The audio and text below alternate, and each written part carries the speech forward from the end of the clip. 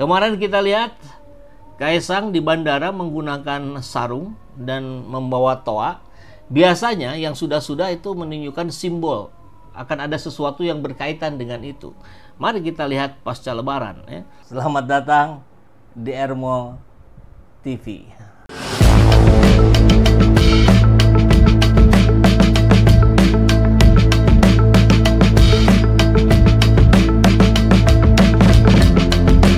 Bersama saya, Saiful Zaman, kebaikan yang terorganisir akan selalu mengalahkan kejahatan.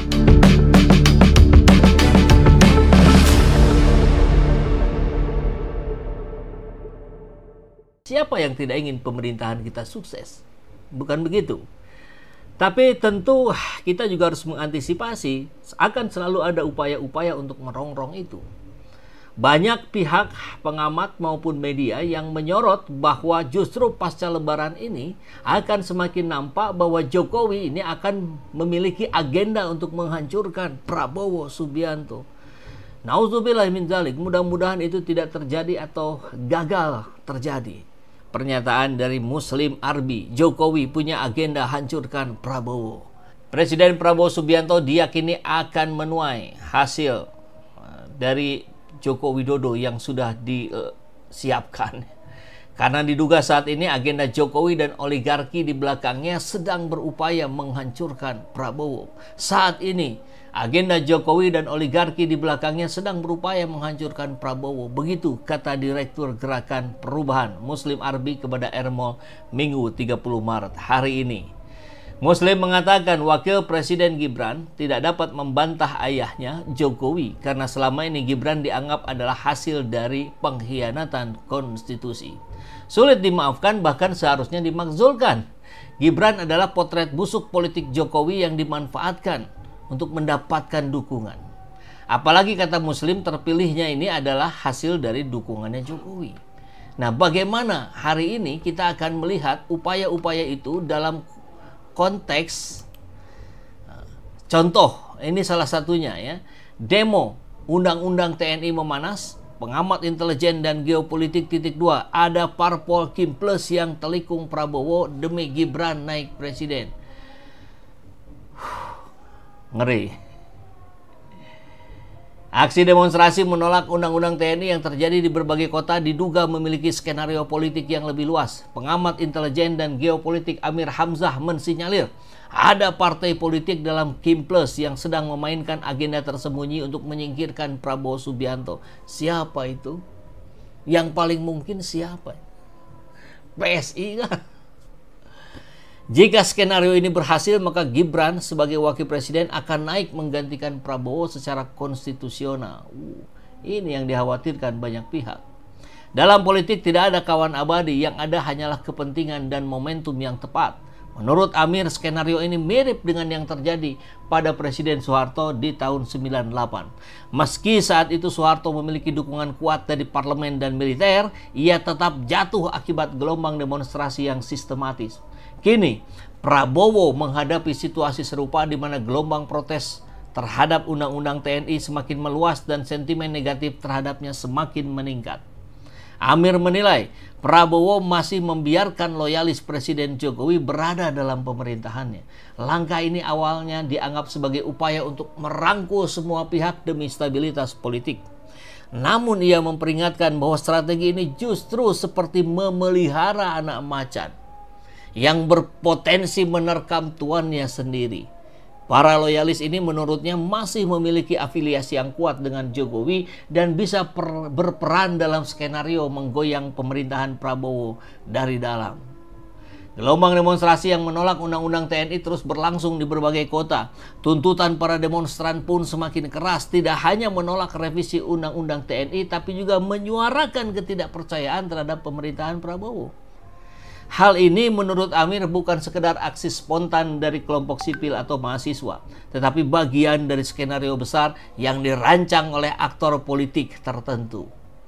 Prabowo sudah menjadi musuh bagi demonstran. Ini bukan hanya soal Undang-Undang TNI, tetapi ada desain besar untuk menciptakan ketidakstabilan. Dengan adanya tekanan masif Harapannya adalah Prabowo dipaksa turun dan saat itu secara konstitusi Gibran yang menggantikannya. Nauzubillah min dzalik. Ini disampaikan Amir ya. Dalam analisanya ia menilai kemungkinan partai politik dalam Kim Plus ada yang merasa lebih nyaman dengan Gibran sebagai presiden ketimbang Prabowo. Dengan pengaruh Jokowi yang masih kuat, mereka melihat Gibran sebagai figur yang lebih mudah dikendalikan untuk kepentingan mereka. Oleh sebab itu, skenario menyingkirkan Prabowo lewat demonstrasi dan tekanan politik bisa menjadi opsi yang mereka dorong. Menghadapi situasi ini, langkah yang diambil Prabowo akan menentukan kelangsungan pemerintahannya. Jika ia tetap membiarkan para loyalis Jokowi dalam struktur pemerintahan dan partai-partai Kim Plus terus bermain di bawah meja, maka ancaman ini bisa semakin nyata. Di sisi lain, Prabowo juga mencari cara meredam demonstran yang semakin meluas agar tidak menjadi bola liar yang mengancam stabilitas nasional. Amir menyarankan agar Prabowo segera melakukan konsolidasi internal, memastikan loyalitas penuh dari jajaran pemerintahan dan militer, serta mengambil langkah strategis untuk meredakan situasi politik yang sedang memanas. Jika tidak, ini bisa menghadapi skenario yang sama seperti Soeharto di era tahun 98. Prabowo harus tegas, jika tidak ia bisa menjadi korban permainan politik ini dan akhirnya turun sebelum waktunya. Ini semua tidak kita inginkan, tidak kita harapkan. Maka kita berharap Prabowo segera membersihkan semua anasir-anasir, semua loyalis-loyalis Jokowi di pemerintahannya. Banyak banget kebohongan yang dilakukan Jokowi yang memporak-porandakan negeri ini.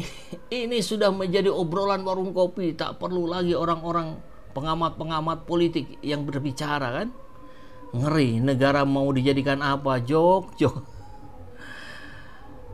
Udah jelas ini solusinya. Reshuffle menteri-menteri titipan itu. Iya. Dan satu lagi ada solusinya. Adili Jokowi. Karena ini menjadi gerbang untuk dibukanya kezaliman-kezaliman yang terjadi selama 10 tahun ini yang harus dipertanggungjawabkannya. Termasuk ijazahnya yang tak juga dimunculkan di laci pribadinya. Kalaupun memang ada. Kalau tidak ada, ya ini lebih mengerikan lagi. Maka kalau kita melihat, ini menarik juga ya pernyataan dari Said Didu bahwa harga saham BUMN naik drastis jika setelah pemerintah membuang semua yang dititipi, semua para titipan. Said Didu menilai perombakan struktur di sejumlah BUMN membawa dampak positif, yakni BRI dan Bank Mandiri. Didu bilang perombakan struktur tersebut mempengaruhi pasar karena orang titipannya dibuang. Ini kabar menarik ya, ini kabar bagus. Setelah kemarin pemerintah Danantara mengangkat pimpinan BUMN BRI Mandiri dari profesional dan membuang yang titipan, kepercayaan pasar langsung naik, kata Didu, dikutip dari unggahannya di X Kamis kemarin. Didu memaparkan sejumlah dampaknya. Pertama, harga saham BUMN naik drastis hingga 3,8%.